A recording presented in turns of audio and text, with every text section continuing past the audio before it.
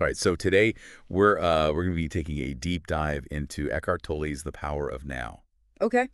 Um, and so the video presents three main lessons from the book. Okay. And the first one hits the ground running with a pretty bold statement. Mm-hmm. You are not your mind. Right. What do you make of that? Oh. It seems to go against everything we usually assume about ourselves. Yeah, I mean, we tend to identify so strongly with our thoughts. Right. But what's fascinating here is that Tolle suggests our mind is more like a tool, Oh, a very powerful one that can unfortunately take over if we're not careful. The video actually uses a great analogy about this. Oh, yeah. The tool taking over the master case, that really stuck with me. Yeah. So how do we reclaim our position as the master in that scenario? Well, it all starts with awareness. Okay. Think about all that mental chatter we experience, all those thoughts that are just constantly swirling around in our heads. Right. Are those really us, or are they just something that our mind is producing? It's true if I really pay attention. Yeah. It's like my mind is on autopilot most of the time, Yeah. just Yeah. replaying the past, worrying about the future, Yeah. barely ever in the present. All right. The video even challenges us to find an off button for our thoughts. Yeah. But is that even possible? It might seem that way at first, Yeah. but the key isn't to force our minds to be quiet. Okay. It's about becoming the observer of those thoughts. Right. The video suggests imagining we're scientists watching something in a lab, Okay. just noticing the thoughts without judgment, Right. like observing an experiment. Okay. I can see how that could be helpful. Yeah. Instead of getting swept away by the thought, we're creating some distance. Exactly. Well, what's the benefit of doing that? By simply observing, we start to recognize that we're not those thoughts. There's a deeper level of awareness that can emerge when we detach a higher consciousness, as the video calls it. Yeah. And in that space between thoughts, we can experience something truly powerful, the present moment. So that brings us to the second big lesson. Okay. The present moment is all we ever have. Right. This idea really resonates with me because it's so easy to get lost in the past or future, Yeah. constantly missing out on what's happening right now. Absolutely. And what's even more interesting is the video claims that over 90% of our thoughts are not only repetitive, Wow. but actually useless. Really? Think about that for a second. Okay. How much mental energy do you spend rehashing old arguments or fretting about things that might never even happen? That's a little embarrassing to admit, Yeah. but probably way more than I'd like to think. So how do we break free from that cycle of unhelpful thinking? Tolle suggests that the only real thing is this step we're taking right now, not yesterday's step, Right. not tomorrow's step, Right. but this one. Okay. It's like our mind needs the past and future to fuel its existence. Oh, interesting. Almost like it's afraid of the present because that's where its power diminishes. That's a really interesting way to put it. So by focusing on the present, we're essentially cutting off the mind's fuel supply. Exactly. And in doing so, we create space for something else to emerge. Right. But it's not always easy. Yeah, I bet. Our minds are experts at pulling us back into that cycle of worrying or reminiscing. You're right. It's like a constant tug of war between being present and getting sucked back into the mental vortex. Right. The video even used the term no mind, which sounds a bit scary, like having an empty head. It's not about erasing all thoughts completely. Okay. It's more about finding those gaps between the thoughts. Those moments of stillness and clarity where we can truly connect with the power of now. Okay. It's about recognizing those moments when the mental chatter fades. And we're fully present, fully aware, without the filter of our thoughts constantly interpreting and judging everything. Okay, that makes a lot more sense. Yeah. Before we jump to the next lesson, there were a few Eckhart Tolle quotes from the video that really jumped out at me. Oh, yeah. One that really resonated was, every time you create a gap in the stream of the mind, the light of your consciousness grows stronger. That's a powerful image, isn't it? Yeah. And it reminds me of another one from the video. The single most vital step on your journey toward enlightenment is this. Learn to disidentify from your mind.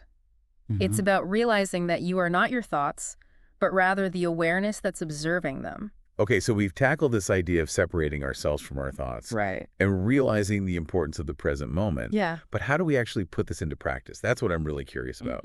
Well, that's where the third lesson comes in. And it's all about acceptance. All right, let's dive into acceptance. What does that even mean in this context? It's about acknowledging the present moment with all its joys and challenges without resistance or judgment. Okay. Now, before you think this means passively accepting everything that happens, Yeah. let me clarify. Okay. It's not about resignation. Okay. It's about a radical shift in perspective. So it's not about giving up or becoming a doormat. Not at all. The video really clarifies this by explaining that our suffering doesn't come from the situation itself, Okay. but from our resistance to it. Interesting. When we fight against we create inner turmoil. That makes a lot of sense. I can definitely see how clinging to how I want things to be just creates more frustration when reality doesn't cooperate. Exactly. And what's fascinating is that acceptance actually allows us to flow with the current of life rather than constantly battling against it. Yeah. It frees up so much mental and emotional energy. So how do we go from resisting everything we don't like to actually accepting it? That seems like a huge leap. The video uses the example of saying no to something. We can say no from a place of insight and clarity rather than just a knee-jerk negative reaction. Right. It's about choosing our actions consciously from a place of acceptance Okay. rather than reacting blindly out of fear or frustration. Okay. I'm starting to get a clearer picture of what acceptance really means. Good. But the video also suggests that surrendering to the now can transform not only ourselves, but also the situations and people around us. How does that work?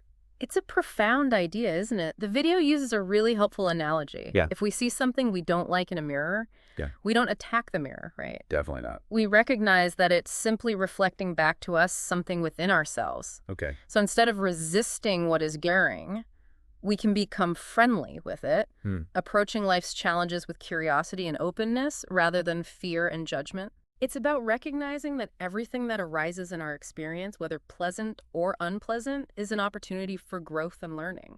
I love that idea of becoming friendly with what is. It takes the sting out of difficult situations. Yeah. And speaking of insightful nuggets, did any other Eckhart Tolle quotes from the video resonate with you? Absolutely. This one really struck me. Surrender is not weakness. It's about recognizing that sometimes the most courageous act is to let go of control, to trust in the flow of life, and to accept what is. That's a powerful reminder. It's so easy to get caught up in the illusion that we're in control. Yeah. And then we resist anything that challenges that perception. Right. And this one really highlighted the transformative power of acceptance for me. If you get the inside right, the outside will fall into place. It really speaks to the idea that true change starts within. When we cultivate inner peace and acceptance, that energy radiates outward, influencing our interactions and experiences in the world. It's like that ripple effect. Yeah. Our inner state creates ripples that extend outwards, impacting everything around us. Exactly. All right, we've covered a lot of ground with these first 3 lessons. Yeah. Exploring the idea of separating from our thoughts, Right. recognizing the power of the present moment, and diving deep into the concept of acceptance. We've certainly given this video a thorough deep dive. We have. But I have a feeling this is just the tip of the iceberg. Yeah. There's so much more to uncover and explore in the power of now. Absolutely. And we'll be back after a quick break to recap the key takeaways from this first part of our deep dive and leave you with a thought-provoking question to ponder. You know, it's amazing how much we've already unpacked from just a short video summary. I know, right? It's like we've distilled the essence of the power of now into this like potent little shot of mindfulness. Yeah, it's really given us a taste of what the book has to offer. Right. And it's amazing how these seemingly simple ideas can be so profound. Exactly. It's a great reminder that sometimes the most powerful truths Are often like the simplest. Yeah. But the real challenge, of course, is putting these lessons into practice in our daily lives. Absolutely. It's one thing to understand these concepts intellectually, Yeah, but quite another to actually embody them. right. So let's quickly recap the 3 core lessons we've uncovered so far. Okay. First, we learned that we are not our minds. Right. It's about recognizing that we are something more expansive than that constant stream of thoughts that can just dominate our waking hours. The second lesson reminds us that the present moment is all we ever have.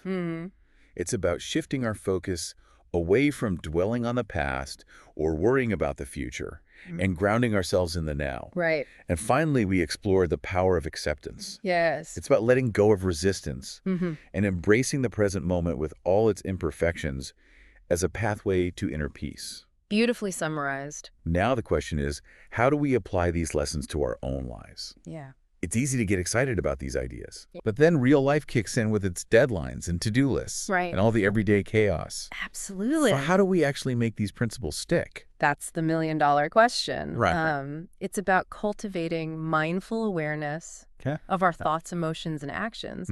It's about gently guiding ourselves back to the present moment, Right. whenever we find ourselves drifting off into the land of worries and regrets. That drifting happens so easily. It does. But you're right, it's about catching ourselves. Yeah. And gently redirecting our attention. Exactly. The video emphasizes that it's an ongoing practice, not a one-time fix. Right. It's about developing new habits of mind, new ways of perceiving and responding to the world around us, and most importantly, being patient with ourselves. Right.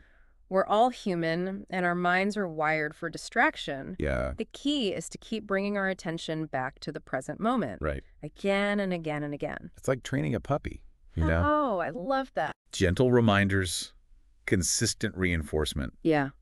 and a whole lot of love. I love that analogy. It really captures the essence of this practice. Yeah. It's about approaching ourselves with compassion and understanding as we learn to navigate the sometimes turbulent waters of our own mind. Okay, so we have these powerful concepts, Yeah. and the reminder that it takes consistent effort to embody them. But what's one specific thing our listener could do right now to start bringing more presence into their life? That's a great question. It's a call to action, It is. disguised as a philosophical inquiry. Right. It's a reminder that even the most profound spiritual concepts are meant to be lived, not just contemplated. Right. So if the present moment is all we ever have, Yeah. what small step can you take right now to be more present in your own life? That's a great question to leave our listener with. It is. It could be something as simple as taking a few deep breaths before diving into your to-do list. Yeah. Or really savoring the taste of your next meal. Or maybe it's putting your phone away for an hour and just being fully present with the people you love. Yeah. The key is to find something that resonates with you and commit to it. I think that's a great place to wrap up this part of our deep dive. Good. We've explored the 3 core lessons from the power of now, and even started thinking about how to put these ideas into practice. Absolutely. And we'll be back in just a moment to explore some more of the insightful quotes from the video that really stood out to us. Welcome back. It's fascinating how this video manages to, break down some pretty complex philosophical concepts into these, digestible nuggets of wisdom. It's true. It's like a crash course in mindfulness. And it shows that these ideas can be accessible to anyone, even if the full book might seem a little daunting at first. You know, it reminds me of a quote from the video that really resonated with me. The concepts in this book can come across as very simple, but don't let that trick you into dismissing them without any contemplation. Sometimes those simple ideas are the ones that pack the biggest punch, and they often take the most effort to really integrate into our lives. It's so true. It's like that saying, easy to understand, difficult to master. But that's the beauty of this journey, isn't it? It's a continuous process of learning, growing, and deepening our understanding of ourselves and the world around us. Speaking of deepening our understanding, I was really struck by some of the other insightful quotes from the video. They're like little signposts along the path, pointing us toward greater awareness and presence. Absolutely. There were a few that really jumped out at me, too. Yeah. This one in particular made me pause and think. A memory is just a trace from a former now that you are recalling in the now. Do you have any problems in the present moment? Not tomorrow or in 30 minutes, but right now. That's such a powerful reframing of our relationship to time and problems. Like a reality check. Right. It forces us to ask ourselves, are my worries actually based in this present moment, or are they just projections of my mind? Yeah. It's so easy to get caught up in the mental stories we create about the past and future. And this quote speaks to the transformative power of surrender. Surrender is not weakness. We often associate surrender with giving up or failing, but it's actually about recognizing that sometimes the most courageous act is to let go of control. To trust in the flow of life and accept what is, even if it's not what we planned or hoped for. It's a powerful reminder that resisting reality only creates more suffering. And there was one more quote that really resonated with me. Inner resistance cuts you off from other people, from yourself, from the world around you. It strengthens the feeling of separateness on which the ego depends on for its survival. Wow, that's deep. It suggests that our resistance not only creates suffering within ourselves, but also contributes to a sense of isolation and disconnection from others. It's a powerful reminder that our inner state has a profound impact on our outer world. If we want to experience more connection, peace, and joy, it starts with cultivating those qualities within ourselves. Exactly. It's an inside-out approach to life. The more we can cultivate presence, acceptance, and a sense of peace within, the more those qualities will naturally radiate outward and touch the lives of those around us. I think we've managed to squeeze every last drop of wisdom out of this video summary. It's been such a rich exploration of the power of now. I agree. We've given it a thorough, deep dive, and I don't know about you, but I'm feeling inspired to revisit the power of now with fresh eyes and a deeper appreciation for its message. Me too, and I hope our listeners are feeling inspired as well. It's been a joy exploring these concepts with you today. And remember, you don't have to wait for the perfect time to start incorporating these principles into your life. The present moment is always available. Beautifully said. Start small, be patient, and trust in the process. You might be surprised at the transformative power of simply being present. That's a wrap for our deep dive into Eckhart Tolle's The Power of Now. We hope you've enjoyed the journey and discovered a few nuggets of wisdom to take with you into the rest of your day. Until next time, may you find peace, presence, and joy in the unfolding of each precious moment.